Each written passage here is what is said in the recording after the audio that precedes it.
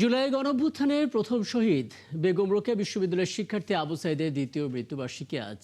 এই মৃত্যুর 2 বছর পূর্তির আগের মুহূর্তে দ্রুত আবু সাইদ হত্যা রায় কার্যকর করার দাবি জানিয়েছিলেন তার বাবা মা। ওদিকে তার স্মৃতি সংরক্ষণে নেওয়া প্রকল্প বাস্তবায়ন না হওয়ায় ক্ষোভ জানিয়েছেন বেগম রোকেয়া বিশ্ববিদ্যালয়ের শিক্ষক আর শিক্ষার্থীরা। শাহবাজিদ আহমেদের প্রতিবেদন, ছবি তুলেছেন নববী ফেরদৌস রাফি। 2024 সালে 16 জুলাই বৈষম্য বিরোধী ছাত্র আন্দোলনের উত্তাল সময়ে বেগম রোকেয়া বিশ্ববিদ্যালয়ের 1 নম্বর গেটের সামনে পুলিশের গুলিতে শহীদ হন ইংরেজি বিভাগের শিক্ষার্থী আবু সাইদ। বুক চিতিয়ে দাঁড়িয়ে থাকা শেষ মুহূর্তের ভিডিও দেশ বিদেশে আলোড়ন তোলে এবং গণ অভ্যুত্থানের নতুন গতি আনে।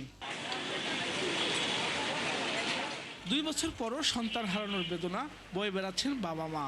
তাদের প্রত্যাশা, আদালতের দেয়া রায় দ্রুত কার্যকর করা হোক এবং আবু সাইদের আত্মত্যাগের যথাযথ মর্যাদা নিশ্চিত করা হোক। যে রায় ঘোষণা করছে ওই রায়তে আমরা সন্তুষ্ট নই, তবু যেটাই রায় প্রকাশ করছে সেটা যেন দ্রুত গতিতে যেন বাস্তবায়ন করা হয়। সরকারে জানি এই কার্যকর আমি বাসি থাকতে আমি জানি দেখি যাওয়া পারি।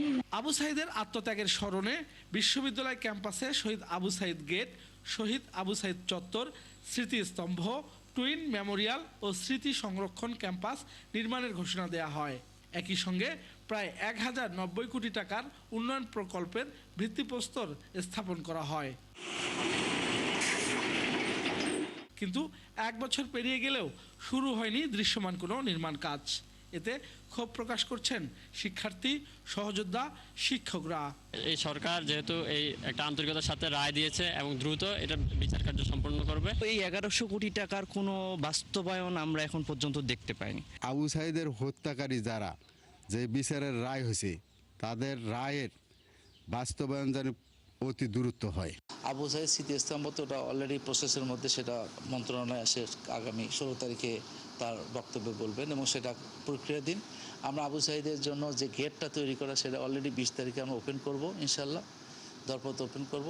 তৃতীয়ত যে জাদুঘর এবং ইতিহাসে তাদের যে অবদান রাখার জন্য শিক্ষা মন্ত্রণালয়ের কাছে আমরা তুলে ধরেছি, সেটা প্রক্রিয়াধীন অবস্থায় আছে। এ নিয়ে বেগম রোকেয়া বিশ্ববিদ্যালয়ের উপাচার্য জানান, প্রশাসনিক জটিলতা কাটিয়ে দ্রুত প্রকল্পের কাজ শুরু করা হবে। বৈষম্যের বিরুদ্ধে বুক চিতিয়ে জীবন দেওয়া আবু সাইদের স্মৃতির ক্ষেত্রেও যেন বৈষম্য না হয়, এমন প্রত্যাশা সাধারণ মানুষের। শাহবাজিদ আহমেদ, 71, রংপুর।